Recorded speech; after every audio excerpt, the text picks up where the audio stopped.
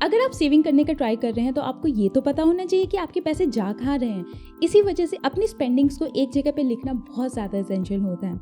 मैंने अपने करियर के स्टार्ट में एक बुक पढ़ी थी, the experiment with truth by Mahatma Gandhi. उन्होंने बुक में एक बहुत ही इंटरेस्टिंग बात बोली। उन्होंने कहा कि जैसे ही हम अपने खर्चों को लिखना शुरू कर देते हैं ना, वैसे ही हमारे खर्चे ऑटोमेटिकली रिड्यूस हो जाते हैं। तो मैंने अपनी पहली ही जॉब से ये चीज़ अप्लाई करनी शुरू कर दी थी और 2014 से लेकर 2023 तक मेरे पास वो सारा डेटा अवेलेबल है, जहाँ पर मैं कहाँ पे मैंने स्पेंडिंग्स की है। मुझे अपने बारे में पता है कि मैं कहाँ पे खर्चा करती हूँ और मैं कितना सेव कर सकती हूँ। उसके हिसाब से मैं स्पेंडिंग्स एंड सेविंग करती हूँ। तो जिस दिन से आप लिखना शुरू कर देंगे, उस दिन से आप अपने बिहेवियर में ऑटोमेटिक चेंज ऑब्जर्व करना शुरू कर देंगे।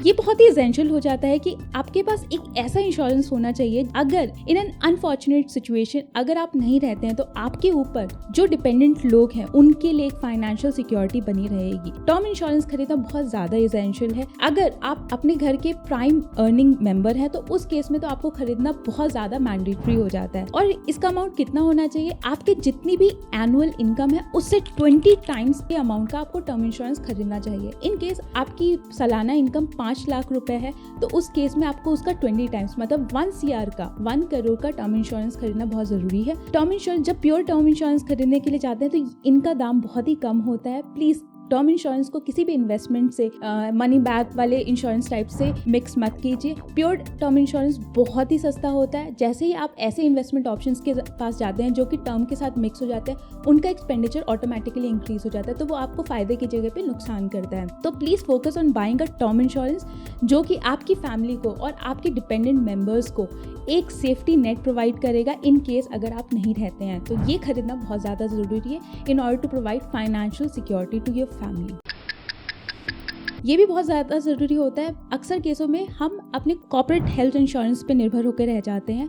कोविड के टाइम ने ये बता दिया कि हमारे पास एक एडिशनल हेल्थ इंश्योरेंस होना कितना ज़्यादा ज़रूरी है, क्योंकि मान लीजिए अगर ऐसी सिचुएशन हो जाती है जिसमें आपका कॉर्पोरेट इंश्योरेंस उतना यूज़फुल नहीं होता है या किसी भी रीज़न से आपकी जॉब चली जाती है और आपके फैमिली मेम्बर को हॉस्पिटलाइजेशन की ज़रूरत हो जाती है, तो उस केस में आपको वो अपनी हार्ड अर्न मनी जो कि आपने बहुत मुश्किल से सेव किया वो मनी स्पेंड करनी पड़ेगी। इसीलिए थोड़ा सा पैसा खर्च कीजिए, लेकिन अपनी फैमिली के लिए एक एडिशनल हेल्थ इंश्योरेंस आज ही खरीदिए, क्योंकि वो बहुत ज़्यादा एसेंशियल है अगर आप प्रोटेक्ट करना चाहते हैं अपनी फैमिली को और उस अमाउंट को जो कि आप बहुत मेहनत से सेव कर रहे हैं अपने फ्यूचर के लिए और अपनी फैमिली के फ्यूचर के लिए।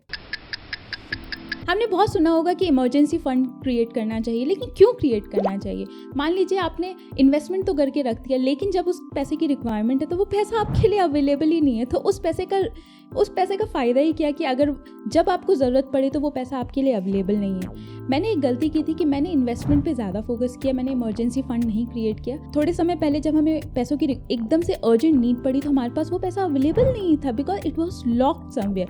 तो it gave me a powerful lesson कि आपको जब भी इन्वेस्टमेंट करना शुरू करें तो सबसे पहले जब आप टर्म इंश्योरेंस खरीद लें, हेल्थ इंश्योरेंस खरीद लें, तो उसके बाद आपको एक इमरजेंसी फंड होना बहुत ज़रूरी है। इन एनी केस मान लीजिए आपको जॉब चली जाती है या आप जॉब छोड़ना चाहते हैं तो आपके पास एक 3 to 6 मंथ्स का एक एडिशनल अमाउंट रहेगा जो कि आपकी नीड्स को पूरी कर देगा। तो उस केस में आपको ये नहीं रहेगा कि आपको वो काम करना पड़ा है जिसमें आपको मन ही नहीं लग रहा है, आपको ज़बरदस्ती करना पड़ रहा है। आइडियल सिचुएशन में 12 मंथ का इमरजेंसी फंड आपके अकाउंट में होना चाहिए, अदरवाइज 3 to 6 मंथ से आप स्टार्टिंग कर सकते हैं। हो सकता है कि आपने फिक्स करके रखा हुआ है कि इतना अमाउंट आपको खर्चा करना है, इतना मंथ में आपका घर चलता है, लेकिन कुछ कम ज़्यादा हमेशा ही होता रहता है और ये सबके साथ होता है। तो उस केस में 10% मार्जिन ऑफ सेफ्टी लेकर चलना चाहिए, मतलब उतना अमाउंट आपके अकाउंट में होना चाहिए। इन केस अगर 50,000 में आपका घर चलता है तो 5,000 और 10% और अमाउंट आपके अकाउंट में होना चाहिए, ताकि अगर कोई अनप्लान्ड एक्सपेंस आ जाए तो उसको करने के लिए आपके पास वो अमाउंट आपके अकाउंट में रहेगा, आपको एक सिक्योरिटी रहेगी। तो 10% of margin of safety is also very essential. अगर आप सेविंग करना शुरू करना चाहते हैं तो पहले इन सारे पैरामीटर्स को आपको मेक श्योर करना पड़ेगा कि ये आपके फेवर्स में, तभी आप इन्वेस्टमेंट करने के बारे में सोच सकते हैं।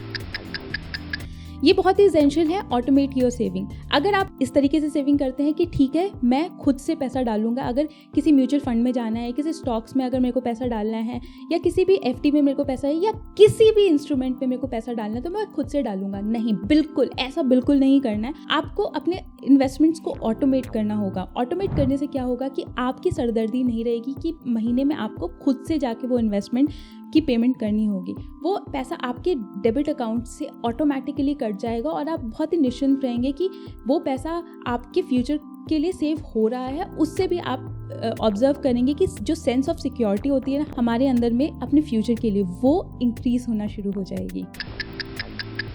आपने ये पावरफुल रूल बहुत सुना होगा, 50-30-20 रूल। 50% जो होता है आपकी नीड्स में होता है, 30% आपके वांट्स में होता है और 20% आपके फ्यूचर सेविंग्स के लिए होता है। तो आपको अपनी सैलरी का 20% इसेंशियली सेव करना है। मान लीजिए आपकी सैलरी 1 लाख रुपए पर महीना है, तो उस केस में वो 20,000 रुपये आपको बिल्कुल से सेव करना है। आप मान के चलिए कि आपकी सैलरी 80,000 रुपीज़ ही पर मंथ है। इनकेस अगर आपकी सैलरी 20,000 रुपये पर मंथ भी है, तो उस केस में भी आप मान के चलिए कि उसका 20% मतलब 4,000 रुपीज़ आपके फ्यूचर के लिए सेव होंगे। Save at least 20% of your income. उससे अगर ऊपर करेंगे तो ये तो बहुत ही अच्छी बात है। कितनी बार होता है ना कि हम मॉल में घुसते हैं, हमें कोई चीज़ पसंद आ जाती है और हमें लगता है यार मैं अभी से खरीद लूँ, अभी खरीद लूँ। हो सकता है आपको उस आइटम की रिक्वायरमेंट ना हो, लेकिन आप तब भी खरीद लेते हैं और घर आकर सोचते हैं यार मैंने ये खरीदा क्यों। तो इसी वजह से जब आप ऐसी सिचुएशन में हो ना, आप कोई भी अनप्लान्ड एक्सपेंस करने के बारे में सोच रहे हो, तो उससे पहले ना आप थोड़ा सा ठहरिए और अपने आप से सोचिए, do I really need it?